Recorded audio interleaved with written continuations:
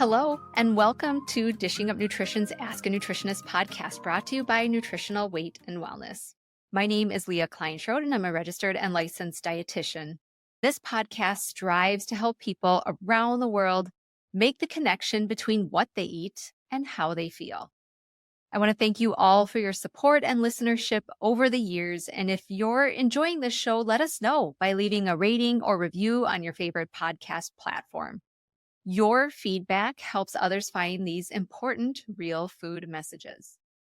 On today's show, I will be answering a question that was actually posted in our Nutrition for Weight Loss private Facebook group, but I thought this question was applicable to our broader audience, so I plucked this one out of the lineup and wanted to do a short episode on it.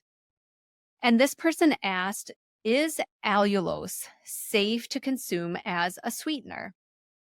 So I fully admit this was a little bit of a personal research endeavor for myself also. I've been hearing about allulose for several years now, but I hadn't done my due diligence and taken the time to do a deeper dive into this product and all of its nuances. So lucky for all of you, you get to come along for the ride with me. So we're going to start with just tackling the question, what is allulose? Allulose is a sweet tasting rare sugar molecule. You'll see that come up a lot in any article or research around allulose, is that it's a rare sugar and it's very similar to fructose, and fructose being one of the main simple sugars, especially it's in fruit, it's in a lot of vegetables as well. So this allulose is similar to fructose minus one or two little structural differences to it. And allulose is naturally occurring in some select fruits and vegetables, albeit it occurs in very small amounts. So you can find it in foods like jackfruit, molasses, raisins, maple syrup, and figs. But thanks to modern technology, of course, allulose can now be created in larger quantities through an enzymatic process that takes fructose and it turns it into allulose. Now, oftentimes the raw material or like that base of fructose comes from corn, which may not be the ultimate choice that we would want it for. But either way, we're kind of just taking the fructose out of that corn and converting it then into allulose. Allulose, by definition, is a carbohydrate.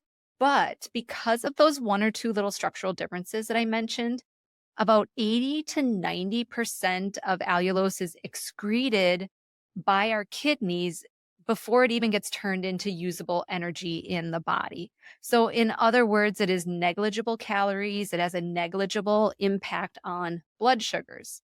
In fact, some research studies in humans suggest that allulose may lower blood sugars a little bit, which of course perks up a lot of ears in our society of insulin-resistant citizens.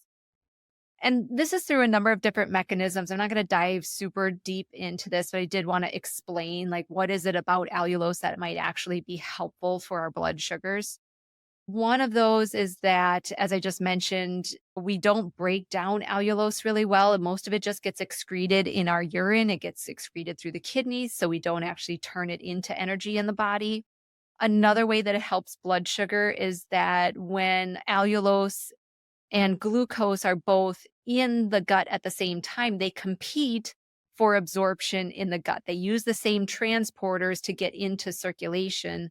So when you give them both together, allulose can actually prevent some of our regular glucose from being absorbed into circulation. So this is why, again, in some studies, allulose is given alongside, say, a meal that has more carbohydrates in it. People's blood sugar actually stays steadier because the allulose prevents some of that glucose from getting into circulation.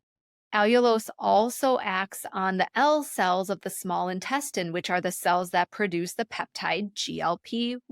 GLP-1 is known for, again, steadying blood sugars, even reducing some insulin resistance, and it does slow down digestion in the gut. It can help you feel a little bit more full. So again, like, these are all helpful things, usually in the weight loss sphere.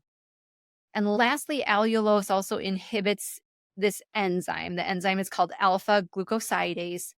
And this enzyme is the final step in breaking down starches and complex carbohydrates. So again, if we're eating, say, like a sweet potato, something that has more carbs to it, but this enzyme can't work as efficiently as it normally does just because we have some allulose in it. Now, some of those carbohydrates and some of that stored sugar in the sweet potato does not get released and it cannot be absorbed. So, those carbs just end up kind of passing through our gut and they exit without any impact on the blood sugar. So, that's a couple ways that allulose can be beneficial for blood sugar. And I mentioned 80 to 90% of allulose is excreted through the kidneys. Well, the last 10 to 20% or so of allulose that comes in actually passes through to the colon and the large intestine, where some of it is consumed by a little bit of the bacteria that's in our gut. So, in a sense, it can act like a prebiotic. And then the rest of it just is excreted when we have a bowel movement. So that's some of the scientific and physiology background on allulose. When we come back, we'll talk about the uses of allulose and some interesting side notes to pay attention to when you're thinking about trying allulose. So we'll be right back.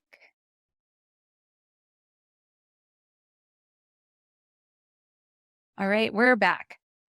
So we were talking about allulose today, and we're going to get into a little bit more of the nitty gritty about the uses for allulose. So allulose is about 70% as sweet as regular table sugar. This can be great if you're just looking to reduce sugar and overall sweetness in your diet, which in my opinion is probably a good move for most people.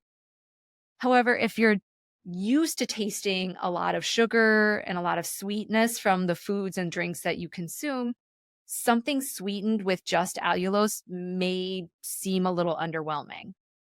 You'll find recommendations either on allulose packages or just recommendations out on the interwebs to use 30 to 50% more allulose to achieve the same level of sweetness as sugar. So I looked at one package of allulose and it said, for like, say, if you were using a cup of sugar in a recipe or doing something with that, you'll probably need about 1 1/3 cup of allulose to get that same level of sweetness. Also, while most of the studies that I looked at, the subjects in there didn't report any kind of negative GI side effects from using allulose in moderate amounts.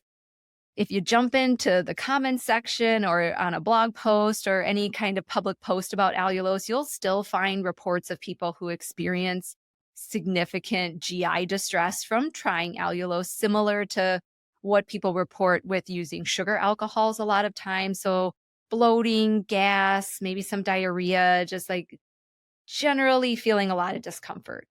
From the research, the general consensus seems to point to about zero point 0.4 grams of allulose per kilogram of body weight.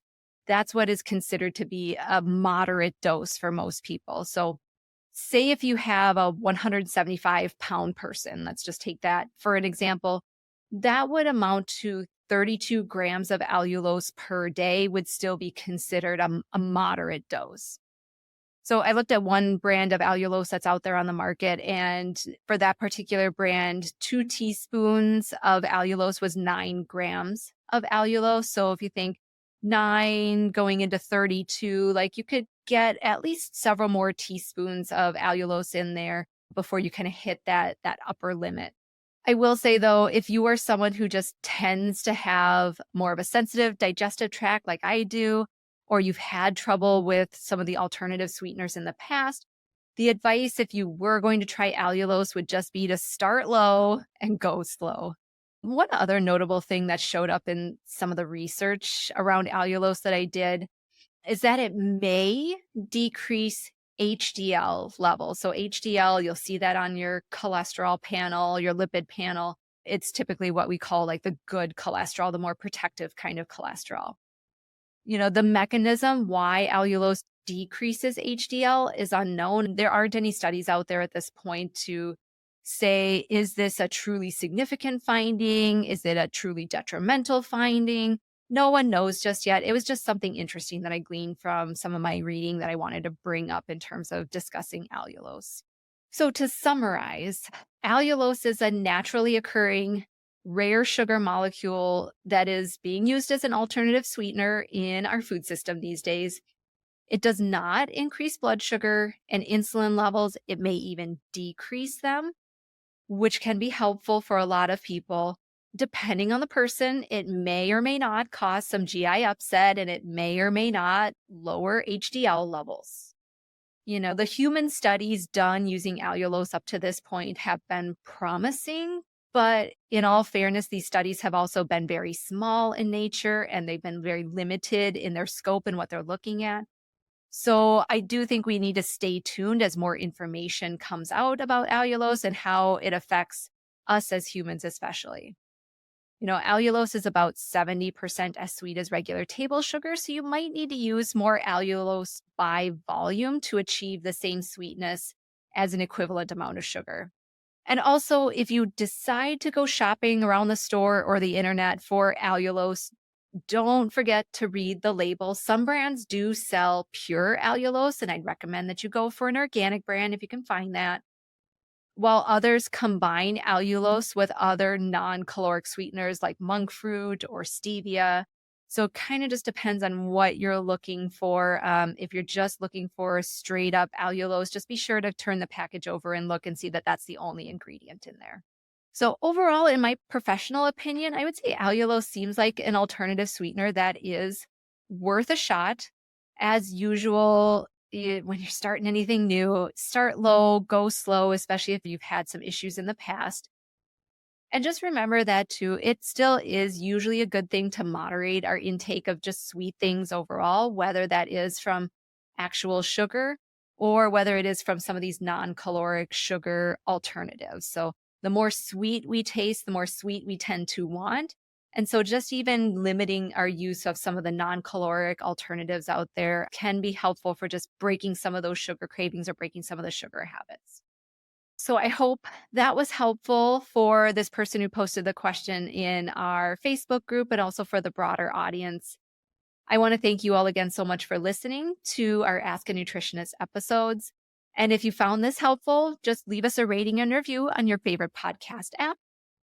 And if you have a question for us that you would like us to answer, a nutrition question, we have two options for you. You can join our private Dishing Up Nutrition Facebook community by searching Dishing Up Nutrition on Facebook, or you can call 952-641-5233 to leave your question in our Dishing Up Nutrition voicemail box. So please don't be shy. If you have a question, let us know, and we look forward to hearing from you.